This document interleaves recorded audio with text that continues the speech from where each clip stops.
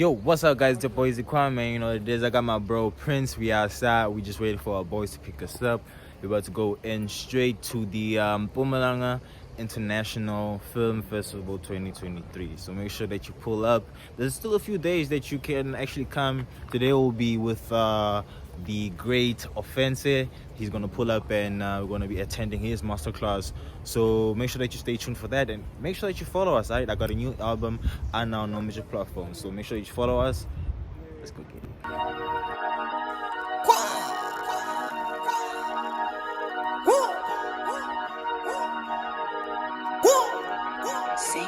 Killing this shit.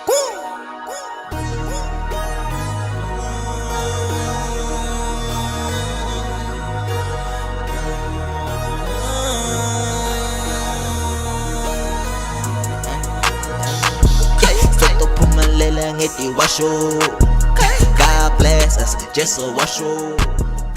Filmmaking in general, I love when a filmmaker or director focuses on a good motif. I like when a film actually builds up and stuff like that. When you work with your composer, how much do you give them total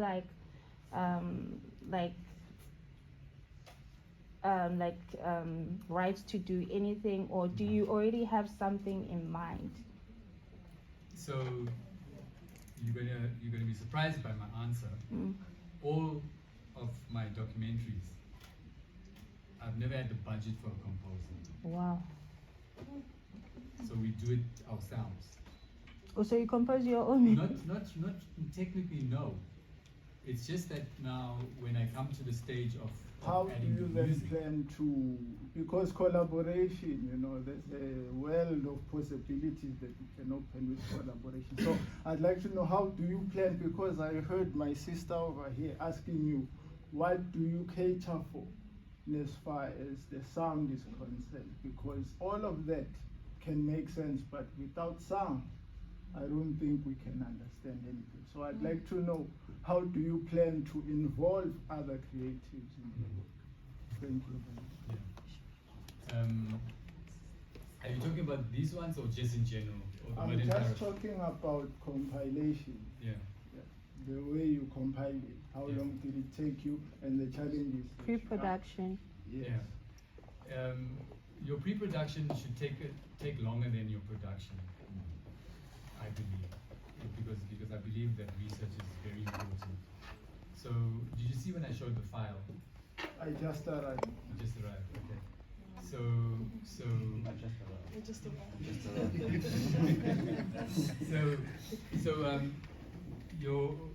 they take long. They're not overnight point and shoot.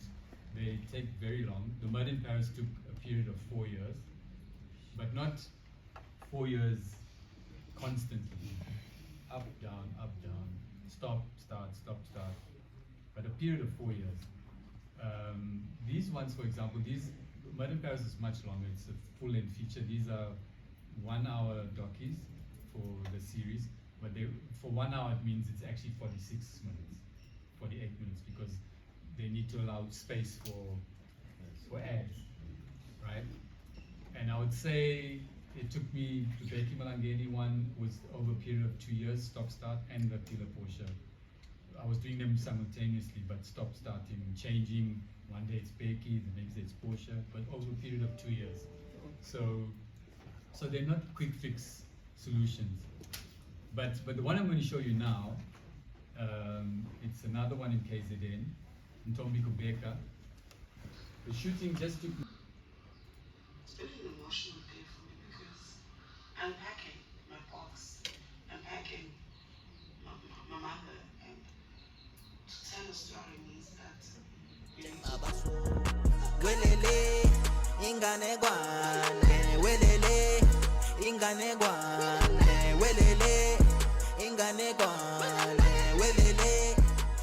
Using only one camera. One camera, but I have my own camera that I use. I sometimes like those beach shots and stuff. In it, when the shoot is not even happening, I'm shooting. Get up in the morning, I go and do sunrise. Oh yeah. So always think about that. How do you utilize images that you think have nothing to do with the documentary, but when you edit, you start utilizing them. Like the cameraman, when he went to where she was killed, he must have been thinking, what is this guy asking me for to shoot the leaves? The leaves I knew, because she said I can feel my mother's spirit. So I said, what metaphor will describe that? Leaves. Welele, ingane gwane, welele, ingane gwane, welele, ingane gwane, welele, ingane gwane. On the tres is west is how we run it up, okay? Hey. Yeah, what's up guys, your boy Eezy Kwan, man. You know what it is, we just went to the masterclass, I learned a lot. Been watching Mr. Enver Samuel documentary, and he told us how to tell a story to film. So keep in touch with me if you want to take a good photo for now. Make sure that you like, subscribe for more content, and don't forget to comment and let me know if you want more content like this. Follow me on Instagram at Eezy Kwan, on TikTok Eezy Kwan, on Facebook I am Eezy Kwan. Let's get it.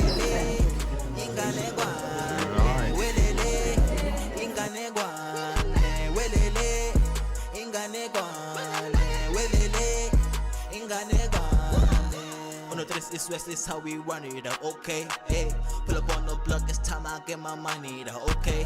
Bitch, you love me, but you keep on playing games. Forever for you, but you never had a late. For the nation, Smile.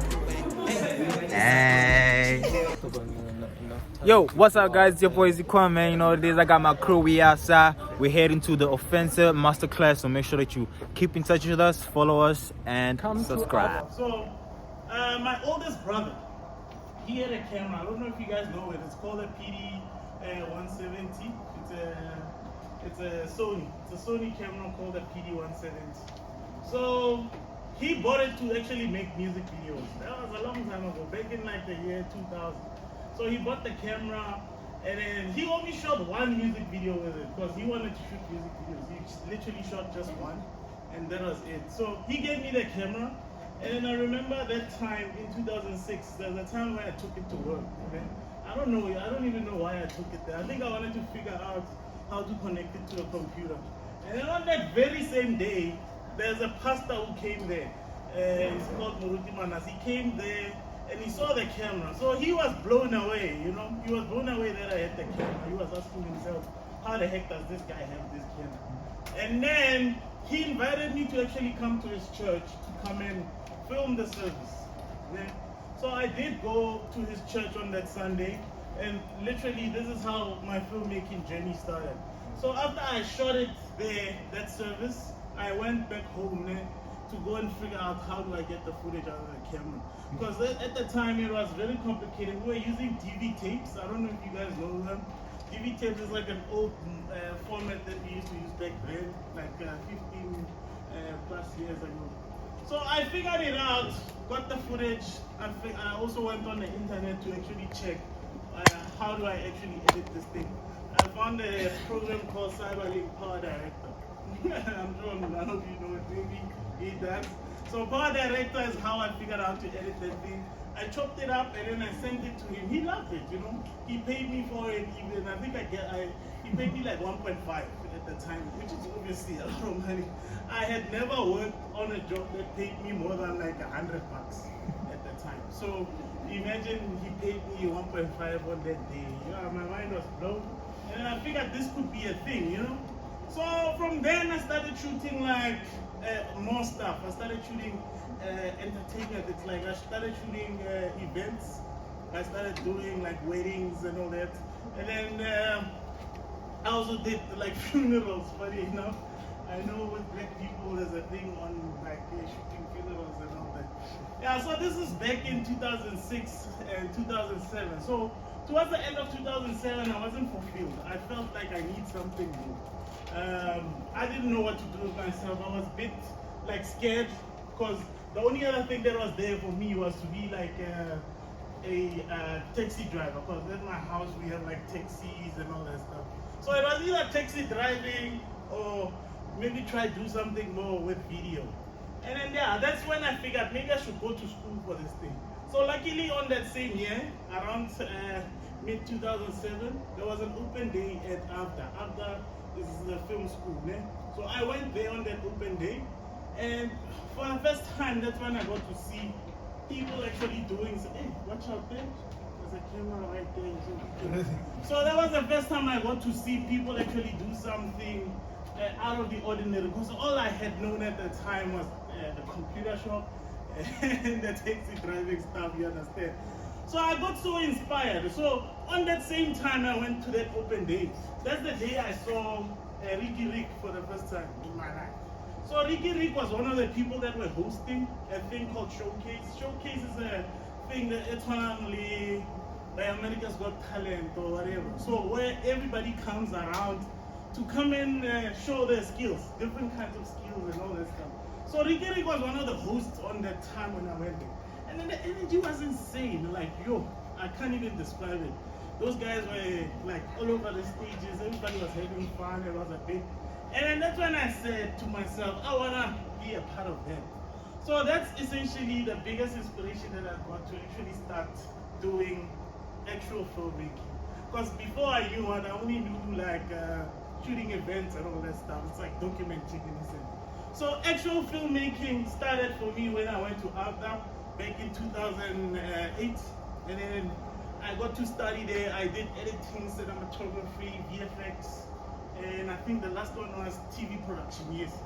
And then so I decided to major in cinematography because I did very well in it.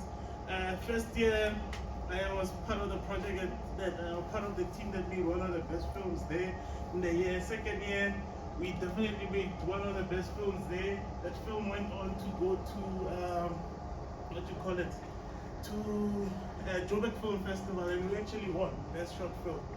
So yeah, that was crazy because that's actually the first ever award we ever got for my work, and it was then in 2009.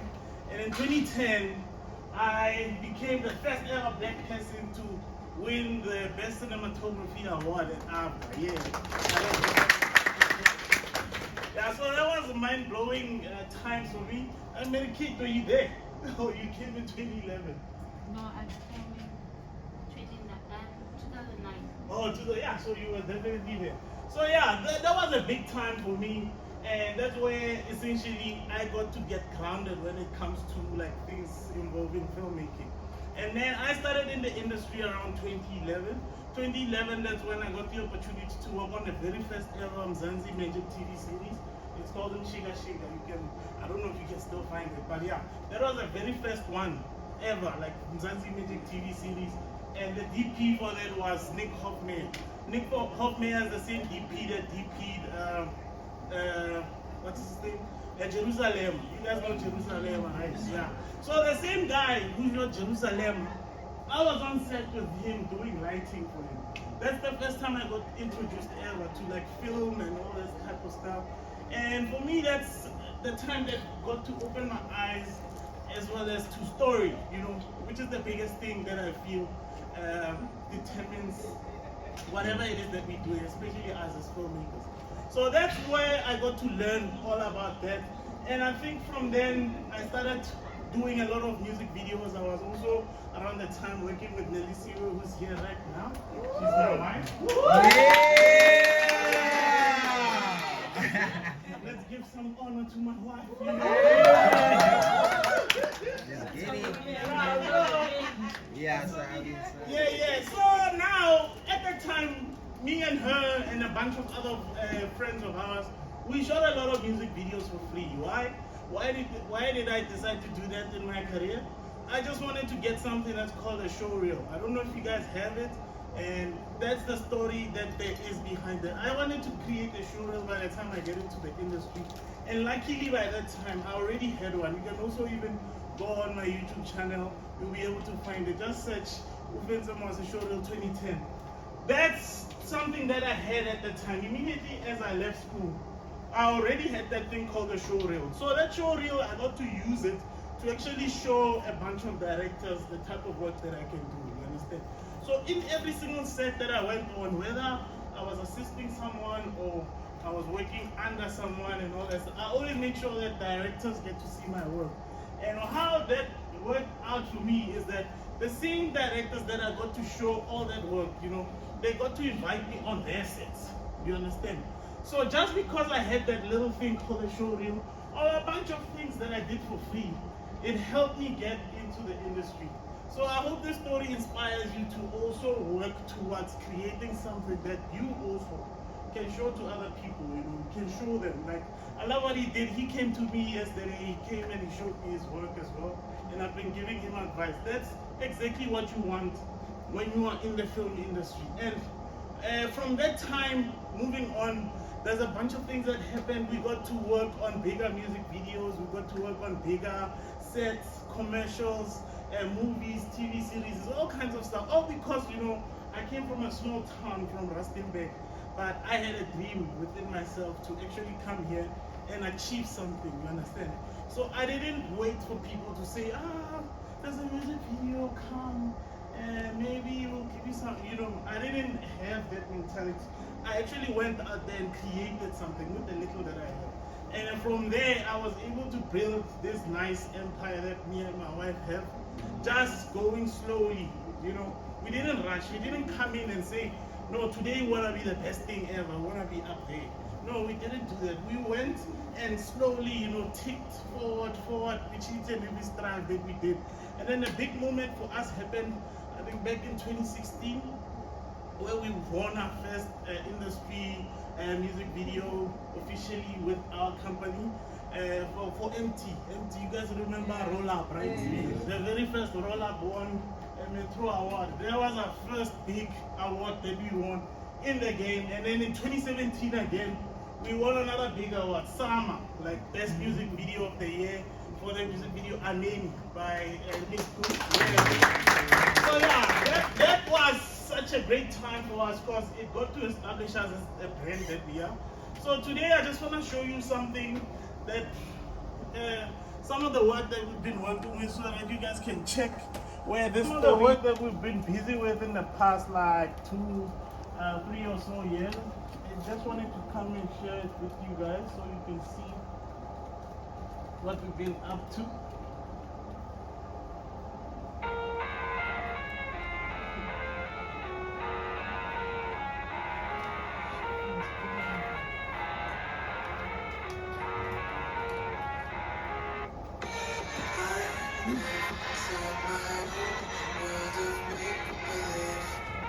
Kids screaming in the cradles for families. I see God through this closet cross the ones who can the curse and watch me weep. I love everything. Fire spreading all around me. My world's so bright, it's hard to breathe, but that's alright. Hush.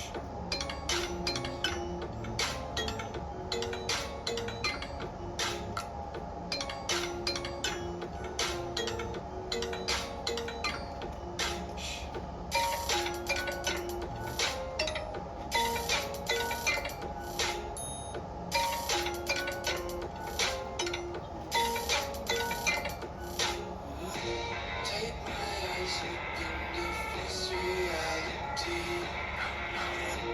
Why can't you just let me in my way and be? I'm inside my own world of make-believe. Kids screaming in the cradles for families. Some days I feel skinnier than all the other days. Sometimes I can't tell if my belly belongs to me. I love everything.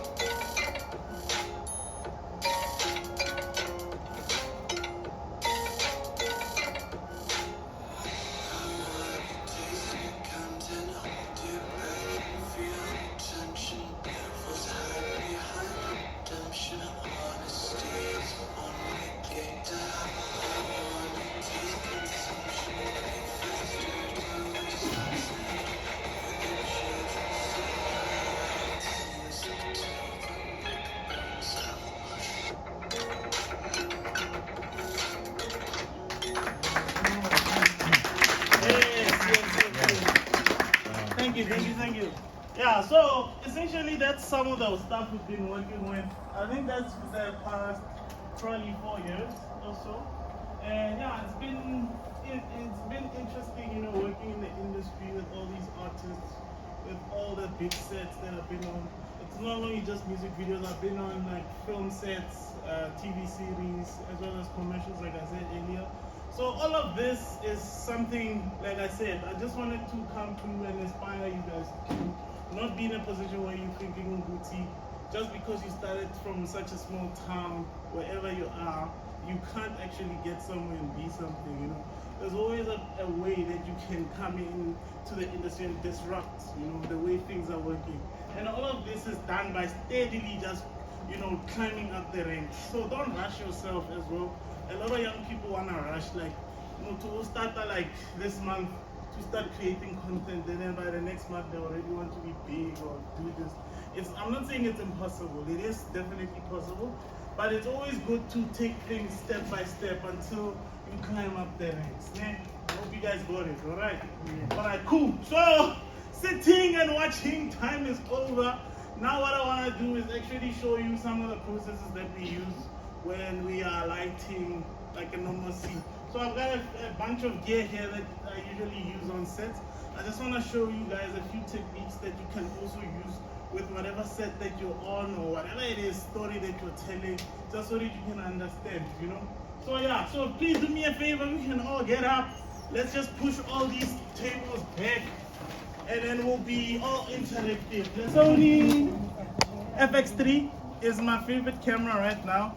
This is a camera that I use for almost all the work that I do. It doesn't matter what kind of production I'm working on, whether it's a music video or TVC. This is the camera that we use. So the awesome thing about this camera is that it shoots 4K and it also shoots 1080p. But 4K, the 4K is nice because it shoots at 120 frames per second. You guys can come in closer, come and check and look. Yeah. So let's be interactive.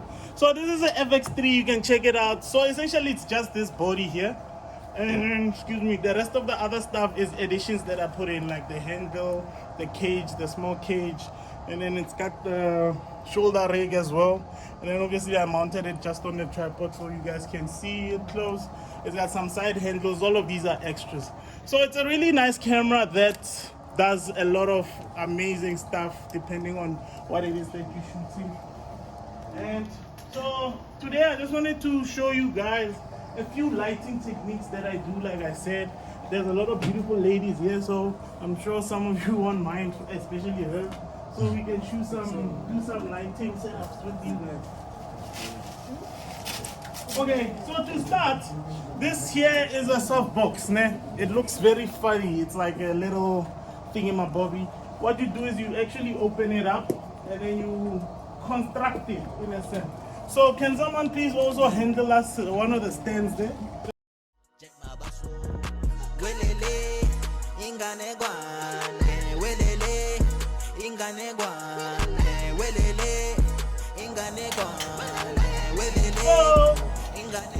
On set, obviously, as we are doing now, there's always going to be people that are helping and doing all kinds of stuff. So right now we are doing what we call gaffering. So we are making up the lights.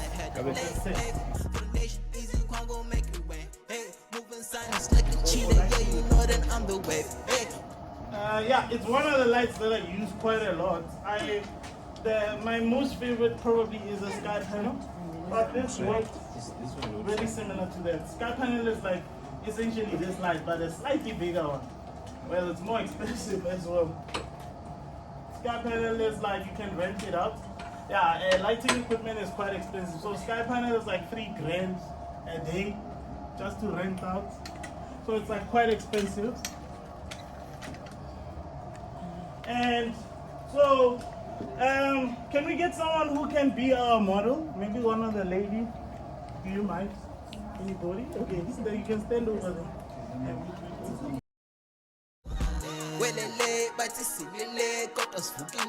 Closer, so just connect it up, make sure that it works. Most of the lights work similarly, so you should be fine, don't worry. camera source that you can use. You can also charge. Okay. Alright. So cool. So yeah.